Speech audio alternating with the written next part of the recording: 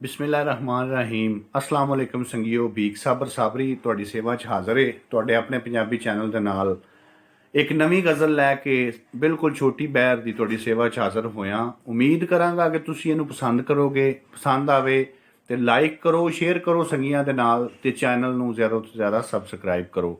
गज़ल पेश खिदमत है कि चेते करके सुख दा चेता, चेते करके सुख दा चेता, आरे ला लिया दुख दा चेता।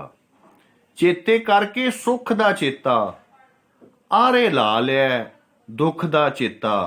भुखां वेख के दुनिया उत्ते, भुखां वेख के दुनिया उत्ते, आया मैनू कुख दा चेता।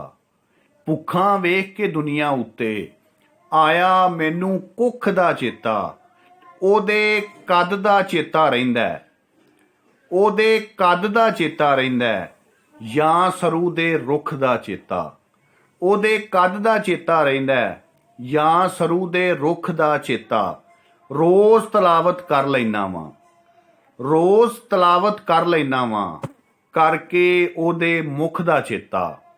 ਰੋਜ਼ ਤਲਾਵਤ ਕਰ ਲੈਨਾ ਵਾਂ, ਕਰਕੇ ਉਹਦੇ ਮੁਖ ਦਾ ਚੇਤਾ। ਤੇ ਵੇਖ ਗਦਾ ਹੁਣ ਮਜ਼ਦੂਰਾਂ ਨੂੰ, ਵੇਖ ਗਦਾ ਹੁਣ ਮਜ਼ਦੂਰਾਂ ਨੂੰ, ਕੋਈ ਨਹੀਂ ਰਹਿ ਗਿਆ ਭੁੱਖ ਦਾ ਚੇਤਾ।